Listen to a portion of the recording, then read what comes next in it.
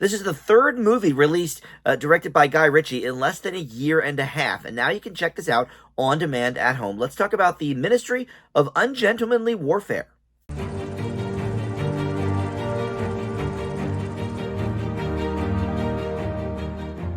Hey guys, Dan here. This is Dan Reviews It. Welcome to my spoiler-free review for the new film, The Ministry of Ungentlemanly Warfare. Cumbersome name, I know. But this is the latest from Guy Ritchie. This appeared in theaters a little bit ago and is now available for on-demand viewing at home. Before we launch into the specifics of this film, let me welcome you into Dan Reviews It. Thank you for finding this video. We do movie and TV reviews here on the channel, and just about every day something new goes up, so there's always a lot to check out. With that in mind, please consider subscribing, hit that like button, comment below. All that stuff, of course, helps the channel out. All right, so this is, like I said, the third Guy Ritchie movie in just a little over a year. In early 2023, we had The Covenant with Jake Gyllenhaal, which I still need to see. Actually, both of the 2023 ones I still need to see.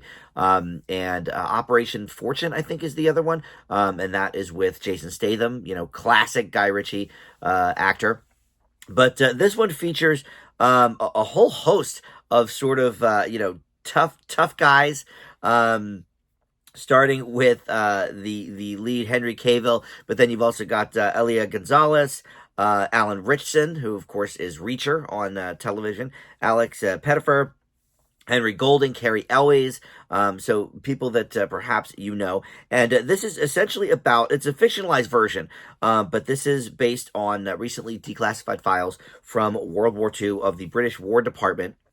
And it tells the story of the first Special Forces organization formed by Winston Churchill during World War II and a small group of military officials, including Ian Fleming, the creator of James Bond. And so this turns out to be not just kind of a, shoot-'em-up Guy Ritchie movie, but this also has some elements of truth, which I guess some of his movies have done that in the past. But throwing Ian Fleming in it, and I had known that Ian Fleming was a part of World War II. I don't know, just in my trivia, mind, I knew something about that, but I didn't know he was as involved as he is. And apparently, a lot of the stuff with him is, as true as anything else in this movie. Everything is, very heightened, very, very, explosive, as you'll get with these Guy Ritchie movies. But so that was pretty cool. We're seeing basically the seeds of who James Bond was going to be when Fleming wrote about him from this movie. He's sort of an amalgamation of maybe a few of the guys that Fleming worked with. So look, I am real hit or miss on Guy Ritchie movies. I've given some of them Fs. And I have, liked, really the earlier ones is where I mostly enjoy the Guy Ritchie stuff. But a lot of it falls sort of somewhere in between for me. This one actually is a little more on the positive side than some, and I'll tell you why. First of all, I think this is a perfect match of director, actors, and subject matter. Guy Ritchie's movies obviously have, like I said, a lot of explosions, a lot of shoot-'em-ups, and the themes of this movie, the actual, concept with this group, it just fits with Ritchie's style. And I think a lot of things, he's kind of like Baz Luhrmann, which, I can take or leave him sometimes as well. But everything is just shot up to the nth degree, and everything has to be super heightened. And in some instances, I think that can be a little overwhelming. In some cases, it can be kind of old or unnecessary. But for this subject matter, it was like perfect. It was a great match of all of those things. The subject, the actor, and the director.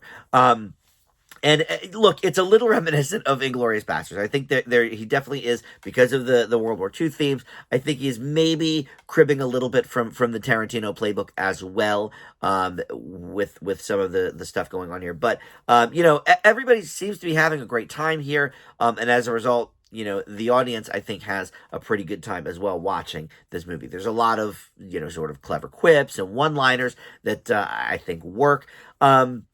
But if you're expecting complete realism for World War II or for even this Special Forces, I think you'll be a bit disappointed because it is still Guy Ritchified, right? So a lot of this stuff is certainly super heightened or just sort of fabricated out of thin air. But, I don't think we go to a movie like this for a history lesson, right? You just want to see some cool set pieces, some cool explosions, and some tough guys being tough guys. And I think we get that here. So yeah, this is definitely on the higher end of the Guy Ritchie stuff for me. Definitely a far cry from some of the Fs I've handed out like Rock and Rolla. But it also does not quite measure up to some of his really early hits. In the late 90s, early 2000s. I will leave the Ministry of Ungentlemanly Warfare with a B.